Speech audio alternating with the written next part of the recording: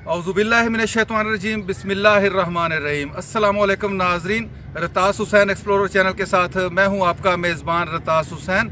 और आज मैं जिस तारीख़ी मकाम पे आपको लेके आया हूं इसके बारे में मैं आपको आगे चल के वीडियो में बताता हूं, लेकिन उससे पहले मैं कुछ बातें आप लोगों से डिस्कस करना चाहता हूं इस्लामिक पॉइंट ऑफ व्यू के हवाले से भी, कि जैसे अल्लाह ताला का ये फरमान है कि हम इंसानों के लिए अल्लाह ताला ने कुरान मजीद में फरमाया है कि मेरी ज़मीन में चलो फिरो और उन लोगों का अंजाम देखो जो तुमसे पहले यहाँ पे आबाद रहे हैं। तो इसी सिलसिले में मैं मज़ीद आपसे ये बात करूँगा कि ये अल्लाह ताला का हम मुसलमानों के लिए एक पैगाम भी है कि हम ऐसी जगहों पे जाएं और उन मकामात का विज़िट करें, उन महल्लात को देखें, उन तारीख़ी जगहों को देखें जहाँ हमसे पहले आने वाली पहले मौजूद जो कौमें थी वो वहाँ पे मौजूद रहीं, उनके जाके हालात देखें। जो बादशाह थे, जो शहनशाह थे, जो नवाब थे, या जो भी साहिब हैसियत लोग थे उस दौर के, उनके महल्लात के, उनके मकामात के जाके विज़िट करें। ये अल्लाह ताला ने हमें सिर्फ दुनिया में ये दिखाने के लिए ये फरमाया कि जाके उन लोगों को देखो, उनका अंजाम देखो कि उन्होंने किस तरह ज़िंदगी बसर की और फिर आखिर उनका क्या हुआ। तो इसी सिलसिले में बहुत सारे हम लोगों का जो है दिल तो करता है ऐसे मकामात पे जाके देखने को और नसीहत अमेज़ जो है वहाँ पे सबक हासिल करने को, लेकिन जिस तरह के अब हालात चल रहे हैं, माशी हालात, हर तरफ जो हैं लोग शिकार हैं और बहुत सारे लोगों के पास दिल तो होता है लेकिन उनके पास वक्त नहीं होता और ऐसे या वसाइल नहीं होते या वक्त नहीं होता कि वो ऐसे मकामात पे जा सके। तो मैं इंशाअल्लाह आपके लिए हर ऐसा वो मकाम लेके आऊँगा जो किसी न किसी तारीख़ के हवाले से अपने दौर में अरूज का शिकार हुआ होगा और उसके बाद फिर उसी जगह ज़वाल पजीर भी वो अपने के जो आसार हैं वो भी आपको यहाँ पे मिला करेंगे। तो आप मेरे चैनल पे मेरे साथ ज़रूर रहा करें, और जिस साहबान ने अभी अपने मेरा ये चैनल सब्सक्राइब नहीं किया, बराए मेहरबानी वो मेरा ये चैनल भी सब्सक्राइब कर लें, मेरी वीडियो को लाइक भी किया करें, हो सके तो कमेंट्स भी किया करें। तो आपके कमेंट से मज़ीद मुझे हौसला अफजाई मिलती है। तो आज जिस मकाम पे मैं मौजूद हूँ, आज मैं इसके बारे में थोड़ा सा मुख्तसर आपको बताता चलूँ। ये अहमदपुर शर्किया और ये रेलवे स्टेशन जो है ये डेरा नवाब साहब का कहलाता है। ये मेरे पीछे जो इमारत आपको दिखाई दे रही है ये नवाब साहब यानी नवाब ऑफ भावलपुर जो थे उनके लिए ये खसूसी ये इमारत बनी थी उस दौर में जब नवाब साहब ज़िंदा थे, हयात थे। तो स्टेशन यहाँ पे साथ मौजूद है, जबकि ये जो उनके लिए इमारत, शाही इमारत बनाई गई थी, ये नवाब साहब के लिए खुसूसी तौर पे मुख्तस थी।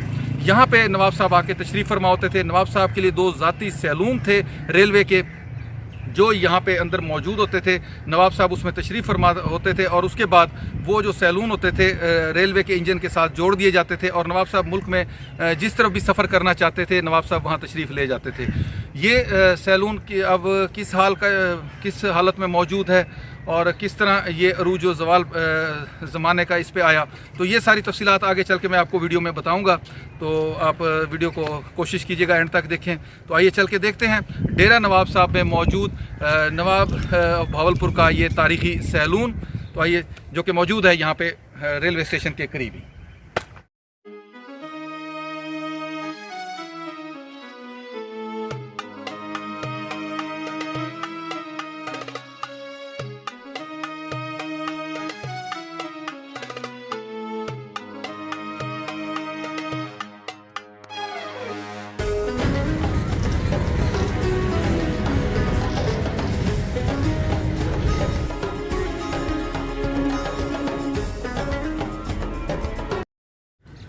ये नाज़रीन अब ये उसकी फ्रंट वाली साइड है उस इमारत की। यहाँ से जो था रास्ता, इस इमारत में एंट्रेंस का रास्ता था, 2 रास्ते थे। अगर प्लेटफार्म की तरफ जहाँ पे नवाब साहब का ज़ाती सैलून मौजूद होता था, अगर उस तरफ जाना चाहते थे तो उस तरफ से ये रास्ता होता था। नवाब साहब का जो सामान वगैरह उन बोगियों में पहुँचाया जाता था वो इस ट्रैक पे ले जाके आगे उनको पहुँचाया जाता था। वो सामने जो इमारत नज़र आ रही है आपको, जिसके आसार, इसके अंदर नवाब साहब का जो वो ज़ाती जो 2 बोगियाँ थी, सैलून थे उनके रेलवे के, वो यहाँ पे मौजूद होते थे। सामान के आमद रफ्त के लिए ये वाला रास्ता उसमें के लिए इस्तेमाल किया जाता था। जबकि दूसरी जानब अगर हम देखें तो यहाँ पे हमें अब वो जो सोलंग थी और रास्ता था वो तो ज़ेर ज़मीन अब मट्टी में ऐसे ऐसा दब गया है, लेकिन ये अभी भी आपको उसके आसार दिखाई देंगे। दूसरा ये रास्ता था जिस पे नवाब साहब की सवारी जो थी, नवाब साहब को वहाँ इस इमारत में अंदर पहुंचाने के लिए ये रास्ता इस्तेमाल किया जाता था। लेकिन देखें अब इस रास्ते का हाल देख लें और साथ के साथ आगे चल के मज़ीद इस इमारत का भी हाल देखेंगे। ये देख लें आप किस कदर झाड़ियाँ हर तरफ उग चुकी हैं और कोई भी यहाँ पे अब ना ही रास्ता सलामत है और ना ही ये इमारत के सलामत रही। ये देखें इस रास्ते से नवाब साहब की जो उस दौर में अगर वो बग्गी पे तशरीफ़ लाते यहाँ पे तो बग्गी यहाँ पे ठहरती थी। अगर वो अपनी गाड़ी पे कीमती गाड़ियों पे जब उस दौर में तशरीफ़ लाते थे तो यहाँ पे गाड़ी का स्टॉप था, यानी यहाँ पे गाड़ी नवाब साहब को उतारती थी और फिर इससे मज़ीद नवाब साहब ऊपर की तरफ चले जाया कर देते थे। अपने खसूसी जो उनका अंदर रूम्स बने हुए थे इसके अंदर, तो उन्हीं में जाके बैठते थे। और ये उस इमारत का व्यू आप देख लें। मज़ीद इसमें कुछ कमरे नीचे भी बनाए गए हैं और कुछ इसकी अपर स्टोरी भी है। ये सारे हम वीडियो में आगे चल के देखेंगे। ये आप मुलाहिजा कर सकते हैं इसको। ये इसके साथ लेफ़्ट पे हम देखें बिल्कुल वही तर्ज तामीर है जिस तरह का सैलून नवाब साहब का ये इंतज़ारगाह बहावलपुर में है, बिल्कुल सेम उसी तरह की ये इंतज़ारगाह भी वैसी की वैसी है। देखें आप एक दूसरे के साथ कमरे जुड़े हुए। कुछ कमरे यहाँ पे गालिबन ज़ेर ज़मीन भी थे जो वक्त के साथ साथ आहिस्ता आहिस्ता मिट्टी में दबते चले गए। ये आप मुलाहिजा कर सकते हैं यहाँ पे।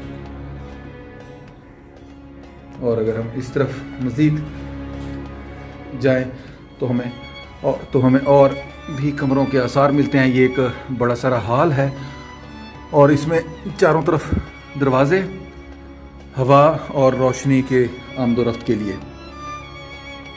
और ये इसके मुतालिक यहाँ और बताता चलूँ कि इस तरह के जो कमरे नीचे ज़ेर ज़मीन बनाए जाते थे उन कमरों में बहुत ठंडक रहती थी, हवा की चारों तरफ से आमदोरफ्त होती थी, रोशनी का भी इंतज़ाम होता था। ये आपके सामने है।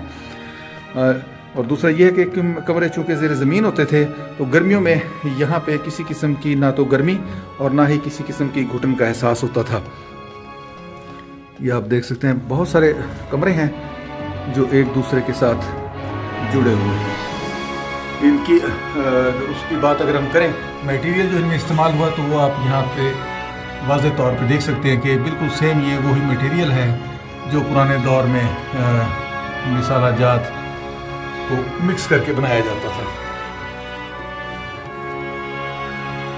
साथ के साथ ये देख ले चौड़ी ईंट इस दौर में इस्तेमाल की गई और उनके दरमियान जो गार्डर्स वगैरह इस्तेमाल किए गए उनमें रेलवे के जो लाइन होती है उनको बतौर गार्डर यहाँ पे इस्तेमाल किया गया। और यहाँ पानी रखने के लिए घड़े जो थे उनके भी हमें आसार मिलते हैं। ये देख लें इन जगहों पे उस दौर में घड़े वगैरह रखे जाते थे ताकि यहाँ नवाब साहब के साथ आने वाले जो उनके गार्ड्स हों तो उनके लिए यहाँ ठंडे पानी का इंतज़ाम मौजूद होता था। ये बहुत सारे कमरे हैं क्योंकि नवाब साहब जब यहाँ तशरीफ़ लाते थे तो ज़ाहिर है वो को अकेले तो नहीं होते थे, उनके साथ पूरी एक अमला होता था।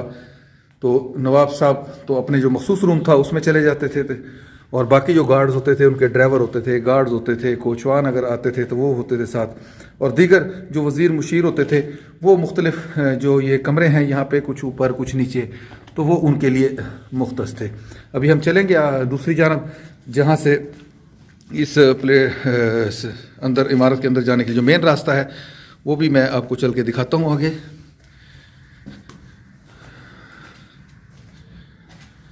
ये हम इस तरफ से अगर बाहर आएँ तो ये हम उसी समझ लें कि जगह पे पहुँच गए हैं जहाँ पे गाड़ी आके ठहरा करती थी नवाब साहब की जो कार, या अगर वो शाही बग्गी पे तशरीफ़ लाते थे तो इस जगह पे वो गाड़ी आके उनको पिक एंड ड्रॉप किया करती थी। ये देख लें। और यहाँ से मेन अंदर जाने के लिए ये पुख्ता सीढ़ियाँ इस्तेमाल होती थी, लेकिन आज देख लें सीढ़ियों की हालत, इन पे मुद्दतों से मट्टी और गंद जमा हो चुका है।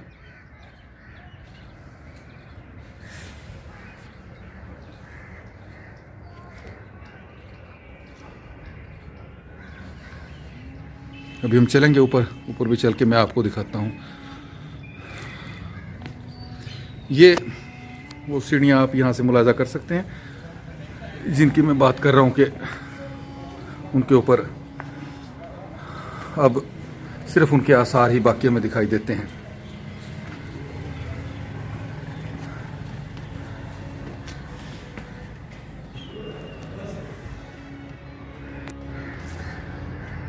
ये नाजरीन एक और एंगल से आप इसका व्यू अब मुलाजा करें।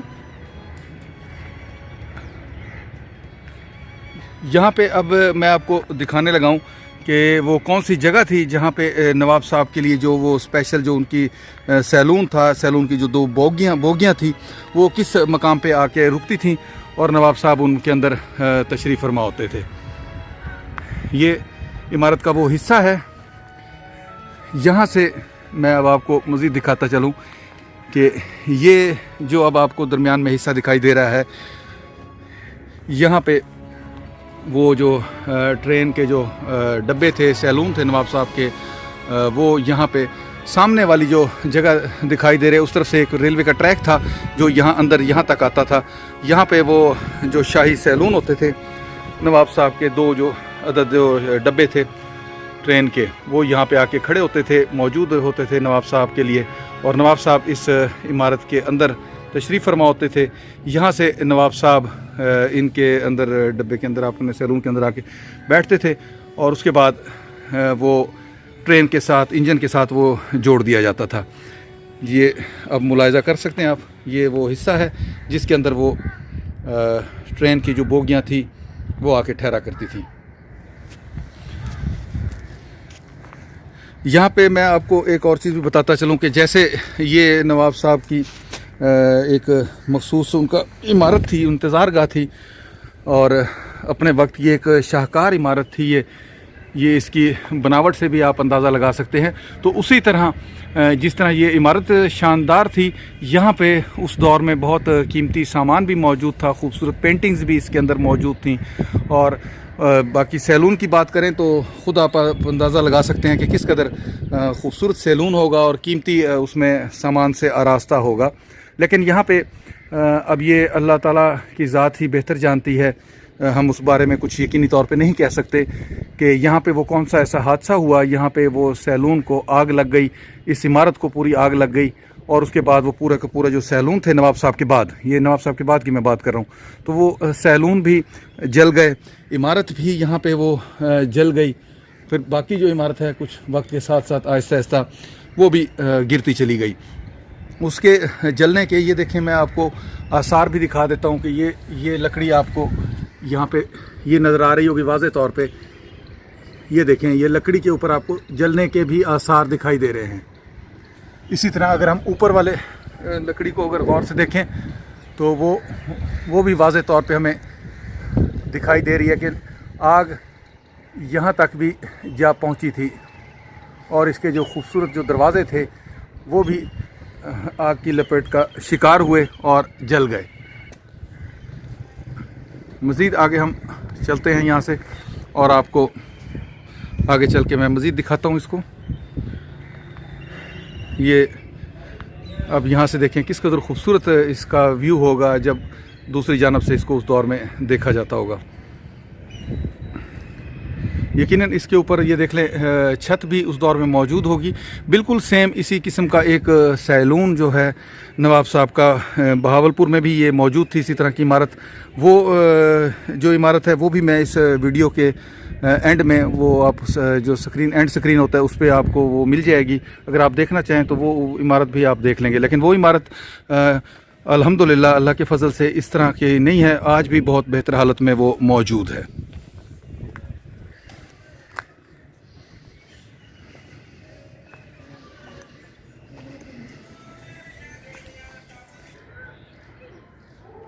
ये आप यहाँ पे भी खिड़कियों पे भी मुलाहिज़ा कर सकते हैं कि आग के से जो मुतासर हुआ है पूरा का पूरा ये इमारत और पूरे नवाब साहब का जो यहाँ पे जो ज़ाती 2 डब्बे मौजूद थे सैलून के, वो भी इसी तरह आग से तबाही का शिकार हुए हैं। ये देख लें आप, खिड़कियाँ और दरवाजे तक यहाँ पे कुछ भी नहीं बचा, हर चीज़ यहाँ पे जल गई और जलकर बिल्कुल खाकस्तर हो गई।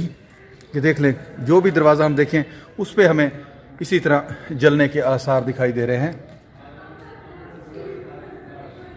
जिस किस्म की ये आतिश ज़दगी यहाँ पे हुई है, तो अब मैं वही बात फिर करूँगा कि अब अल्लाह ताला की ज़ात ही बेहतर जानती है कि ये किस किस्म की आग थी और कैसे यहाँ पे लगी, और वो क्या इस नौयत की लगी कि सैलून नवाब साहब के जो थे उनके साथ साथ पूरी इस इमारत का भी उसने ये हाल कर दिया कि यहाँ पे लकड़ी की या कोई भी और जो कीमती चीज़ थी कुछ भी यहाँ पे बाकी नहीं बचा। ये देख सकते हैं आप।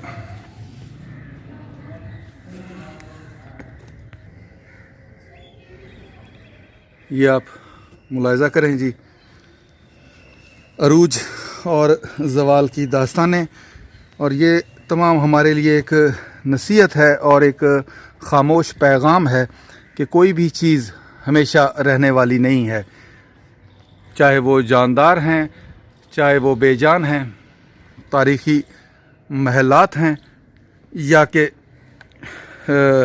और भी कुछ कीमती जो तामीरात हैं, कुछ भी जो है बाकी रहने वाला नहीं है सिवाय अल्लाह पाक की ज़ात के।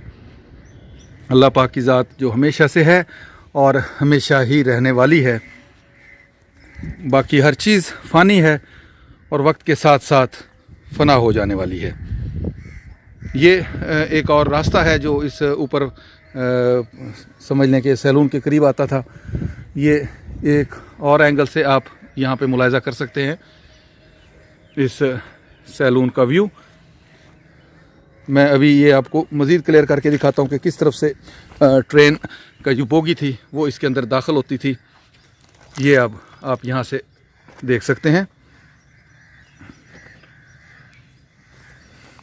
ये आप यहाँ से मुलाहिज़ा करें जी, ये वो हिस्सा है। ये यहाँ से जाके वो जो नवाब साहब के 2 ज़ाती कीमती सैलून थे रेलवे के, यहाँ पे हमेशा नवाब साहब के मुंतज़िर रहते थे।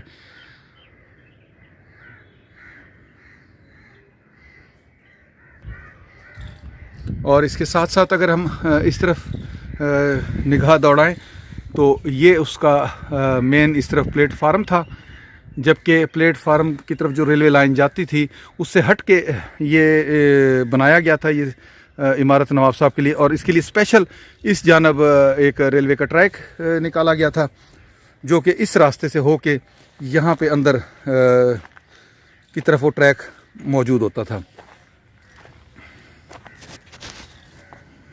यहाँ से वो जब रेलवे इंजन के साथ जोड़ दी जाती थी वो बोगियाँ, तो फिर उसके बाद वो रेलवे इंजन उनको बोगियों को लेके मेन ट्रैक की तरफ चला जाता था।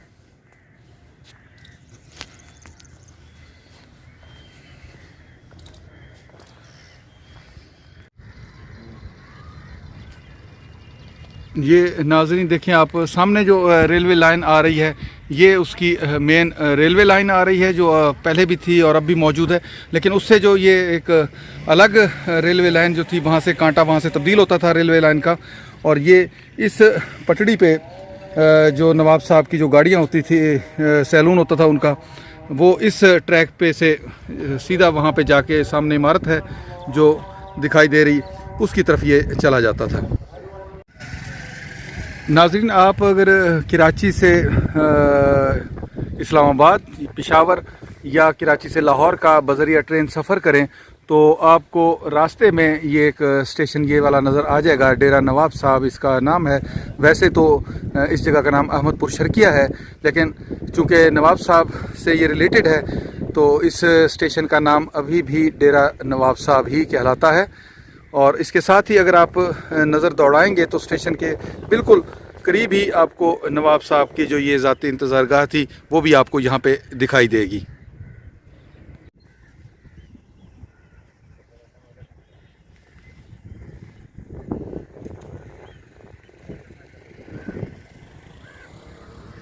ये आप देख सकते हैं यहाँ पे ये रेलवे ट्रैक्स हैं और ये अहमदपुर शर्किया डेरा नवाब साहब का मेन रेलवे स्टेशन है। नाजरीन, जैसे मैं वीडियो के शुरू में आप लोगों से ये बात शेयर कर चुका हूँ कि अल्लाह ताला ने फरमाया है कि मेरी ज़मीन में चलो फिरो और उन बस्तियों के और उन जगहों के हालात देखो जो तुम लोगों से पहले यहाँ पे आबाद रहे हैं। तो ये अल्लाह ताला ने ऐसे नहीं फरमाया कि जाओ वहाँ कोई सैर सपाटा करो या घूमो फिरो। ये मकसद हरगिज़ नहीं है। अल्लाह ताला ने जो ये फरमान आलीशान कुरान मजीद में नाज़िल फरमाया है, तो इसका मकसद ये है कि उन जगहों पर जाओ और सबक सीखो और सबक सीखो कि ये दुनिया जो है ये फ़ानी है, इसकी जो शान व शौकत है ये तमाम आर्जी है, ये हमेशा रहने वाली नहीं है। तुम लोगों से पहले भी किस कदर अजीम शान और तरक्की याफ्ता कौमें आई और बहुत पैसे वाले और बहुत बड़े बड़े हाकम आए मगरूर, तो ये तमाम क्या हुआ उनका अंजाम? हर किसी का अंजाम जो है क्या हुआ? एंड हर चीज़ फना होने वाली है। और साथ के साथ यहाँ मैं और बताता चलूँ आपको कि और अल्लाह ताला का जो मकसद है वो ये है कि इस चीज़ों से सबक सीखो। तो इस तमाम जो अल्लाह ताला का फरमान है, इसका जो लुब्बे लबाब हम कह लें, मकसद यही है कि इंसान को समझने के लिए ये निशानियां हैं अल्लाह ताला की तरफ से कि कोई भी जानदार हो, कोई भी अरूज हो, उसको ज़वाल ज़रूर बाकी है।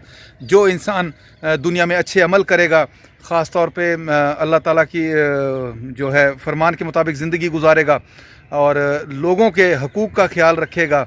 देखें, अल्लाह ताला ने बार बार कुरान मजीद में सबसे ज़्यादा ये भी इरशाद फरमाया है कि लोगों के हकूक़ का ख्याल रखना, किसी दूसरे का हक़ ना मारना, किसी के साथ ज़्यादती ना करना।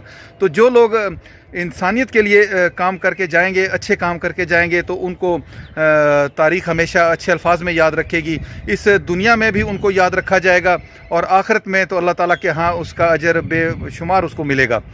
तो कहने का मकसद यही है कि इंसान अल्लाह ताला के अहकाम की पैरवी करे और मखलूक खुदा के जो काम आ सकता है वो ज़रूर आए।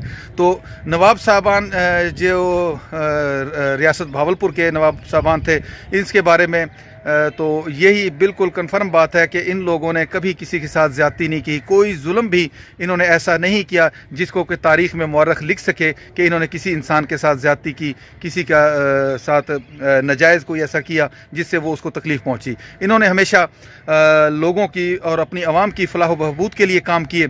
और इस पर अगर मैं आपको बात करूँ नवाब साहबान भावलपुर पे, तो इसके लिए एक अलग से बहुत सारी लंबी वीडियो बन सकती है। इसमें मैं मुख्तसरन इतना कहूँगा कि आज भी अगर आप यहाँ भावलपुर तशरीफ़ लाएँ तो यहाँ पे आप किसी भी लोगों से पूछें जो यहाँ के रहने वाले हैं, तो हर आदमी आपको नवाब साहब की तारीफ़ करता मिलेगा और उस वक्त को याद करता हुआ मिलेगा जब उनके आबाओ अजदाद ने नवाब साहब का ये अरूज देखा था। तो इसके साथ ही मैं आज अपनी इस वीडियो में आपसे इजाज़त चाहूँगा। फिर इंशाल्लाह किसी और तारीख़ी मकाम पर आप लोगों से मुलाकात होगी। तब तक के लिए इजाज़त। अल्लाह हाफिज़, खुदा पामान।